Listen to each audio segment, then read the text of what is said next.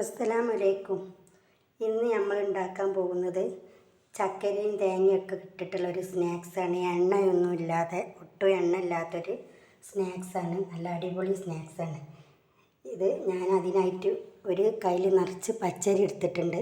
ഇത് നമ്മൾ നെയ്സ് പത്തിരിക്കൊക്കെ വാട്ടുന്ന മാതിരി ഒന്ന് വാട്ടിയെടുക്കാണ്ട്. പിന്നെ കുറച്ച് നെയ്യ് എടുത്തിട്ട് ഈ അണ്ടിപ്പരിപ്പ് മുന്തിരി ഒന്ന് വറുത്ത് അതിലേക്കത് ചുവന്ന് വരുമ്പോൾ ഈ തേങ്ങ ഇട്ടൊന്ന് വറുത്തിട്ട് ഒരു 1/2 ടീസ്പൂണ് ഏലക്കാപ്പൊടി ഇടണം. എന്നിട്ട് ഈ ചക്കര ഒഴിച്ചിട്ട് ഒന്ന് കുഴച്ച് മിക്സാക്കി എടുക്കാണ്ട് നെയ്യിൽ വറുത്തിട്ട്. പിന്നെ അതിന് ശേഷം ഞാൻ ഒരു കയ്യിൽ നിറച്ച് ഇവിടെ ബസുമതി റൈസാണ് എടുത്തിട്ടുള്ളത്. അതൊന്ന് കുതിരാൻ വെച്ചിട്ടുണ്ട്. അത് കുതിർന്നതിൻ്റെ ശേഷം ഒരു അരിപ്പയിലേക്ക് മാറ്റി വെള്ളമൊക്കെ നല്ലോണം തോർന്നതിൻ്റെ ശേഷം ഒരു പ്ലേറ്റിലേക്ക് മാറ്റണം. ആദ്യം ഞാൻ ഇതൊന്ന് നെയ്യിൽ വാട്ടിയിട്ട് വരാം.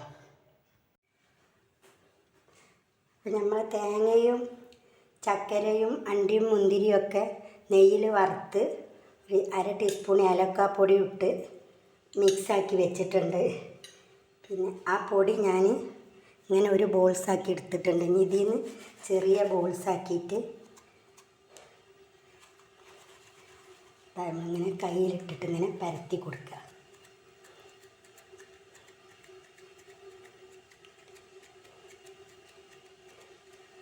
എന്നിട്ട് ഇതിൽ നിന്ന് 1 ടീസ്പൂൺ ഈ മിക്സ് എടുത്തിട്ട് ഇതിൽ വെക്കുക.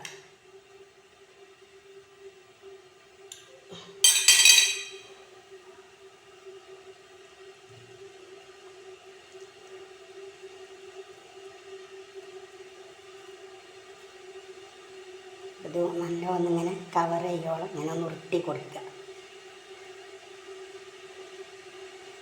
നമുക്ക് ആവിയിൽ വേവിക്കാനുള്ളതാണ്.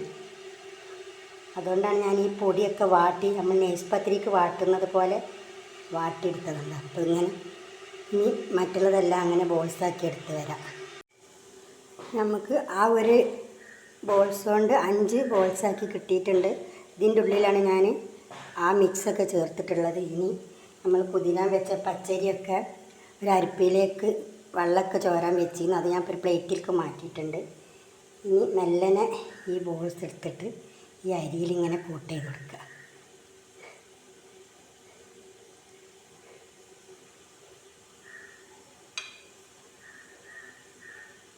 അങ്ങനെ ഈ 5ഉം അങ്ങനെ ചെയ്യാം.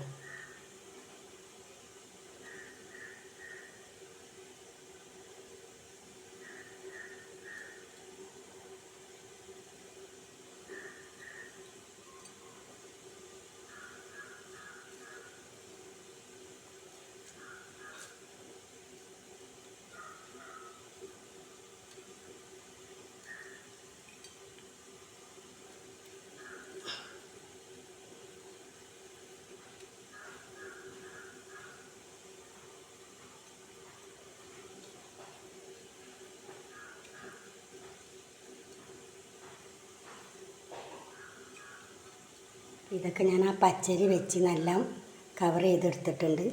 ഇനി ഗ്യാസിൽ ഒരു ഇഡ്ഡലി ചെമ്പ് വെച്ചിട്ട് അതിൽ വെള്ളം ഞാൻ തിളപ്പിക്കാൻ വെച്ചിട്ടുണ്ട്.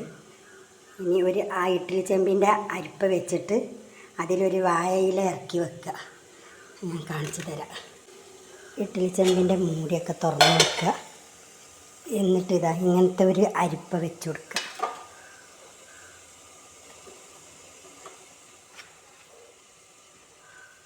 അതിലേക്ക് ഇറക്കി വെച്ചിട്ട് ഈ വാഴൻ്റെ ഇല ഇതിൽ വെച്ച് കൊടുക്കുക. അപ്പോൾ ഈ വാഴൻ്റെ ഇലൻ്റെ ഫ്ലേവറും ഈ സ്നാക്സിനൊക്കെ ഉണ്ടാവും. ഇനി ഇങ്ങനെ ഓരോന്നും വിട്ട് വിട്ട് വെച്ച് കൊടുക്കുക.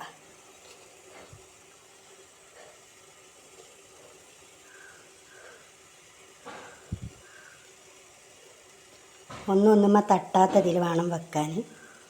ഇങ്ങനെ വെച്ചിട്ട് മൂടി കൊടുക്കുക.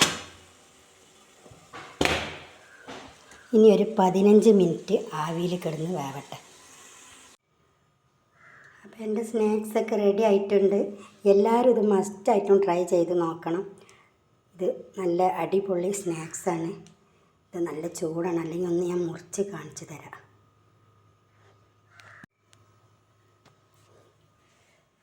ഒന്നെടുത്ത് മുറിച്ച് കാണിച്ചു തരാം.